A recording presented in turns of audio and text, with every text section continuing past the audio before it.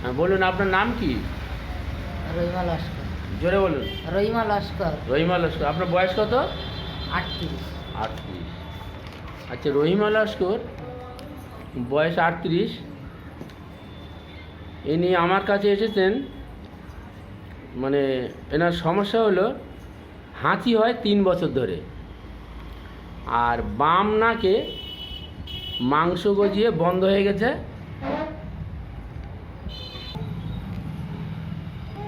3 বছর ধরে। আর একটা নজেল পলিপস আছে 3 বছর ধরে। ওনার বাম নাকটা প্রায় বন্ধ হয়ে গেছে। আপনার নাকটা একটু দেখি, দেখান দেখান দেখান।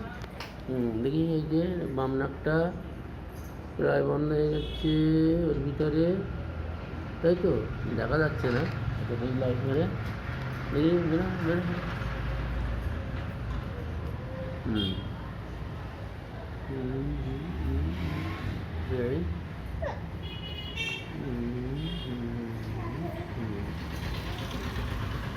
যাই হোক, এই ওনার সমস্যা। আর ডান উরুতে একটা জায়গায় ওই 4 থেকে 5 ইঞ্চি জায়গার উপরে একটা জ্বালা করে, বার্নিং সেন্সেশন। এটা প্রায় 3 বছর ধরে ভুগছেন। আর পেটের ডান দিকে একটা জ্বালা করতো, এখন সেই জ্বালাটা এখন আর হয় না। আচ্ছা, এনার এই যে উরুতে জ্বালাটা, উনি বলতে চাচ্ছেন যে কোল্ড অ্যাপ্লিকেশানে অ্যামিউলেশন, অর্থাৎ ঠান্ডা দিলে কমে, আর হট অ্যাপ্লিকেশানে অ্যাগ্রাভেশন, অর্থাৎ গরম দিলে বাড়ে। আর ওনার আর একটা সমস্যা হলো যে ওনার থাইরয়েড আছে, উনি 25 পাওয়ারের থাইরয়েড বড়ি খায়। এই গেল ওনার সমস্যা। ওনার কেস টেকিংটা করে আমি ওনার পাস্ট হিস্ট্রির মধ্যে পেয়েছি ওনার একবার পক্স হয়েছিল, আর করোনা ভ্যাকসিন 2টো নেওয়া আছে। এছাড়া আর ওনার পাস্ট হিস্ট্রি কিছু নেই। ফ্যামিলি হিস্ট্রিতে ওনার মায়ের থাইরয়েড ছিল, হার্টের একটা ডিজিজ ছিল, আর মায়ের একটা সর্দি কাশি, সেলসা সর্দি, একটা এরকম ধরনের অ্যাজমা টেন্ডেন্সি একটা ছিল। যাক, ওনার কেস টেকিং করে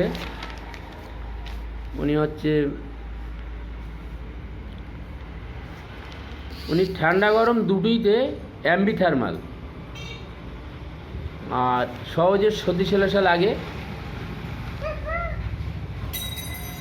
আর জিভটা ময়েস্ট আছে, ইন্টেন্ডেড আছে। উনি গরম ওয়ার্ম ফুড পছন্দ করে, উনি মাছ পছন্দ করে, এবং উনি লবণ বেশি পছন্দ করে।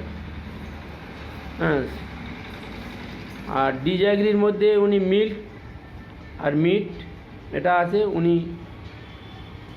হ্যাঁ, আবার পেঁয়াজটা, অনিয়নটাও পছন্দ করে। এই গেল। আর উনি যে স্বপ্ন দেখে, স্বপ্ন হচ্ছে ফেলিং, মানে উপর থেকে যেন পড়ে যাচ্ছে, এই স্বপ্নটা দেখে। ওনার রাগ আছে, কনসেলেশন, অ্যাগ্রাভেশন, সিম্পেটি আছে। উনি লুজ কাপড় টাপড় পরতে ভালোবাসে। ওনার মাইন্ডটা রাগ বেশি আছে,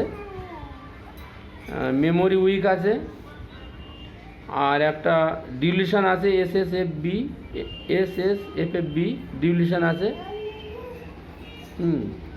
এই সমস্ত দেখে আমরা ওনাকে ওনার নজেল পলিপস আর যে ড্রিম স্বপ্নটা দেখে উপর থেকে পড়ে দেওয়া, ফেলিং, এইটার উপরে, আর এই ডিউলিশনটা আছে, নজেল পলিপস আছে।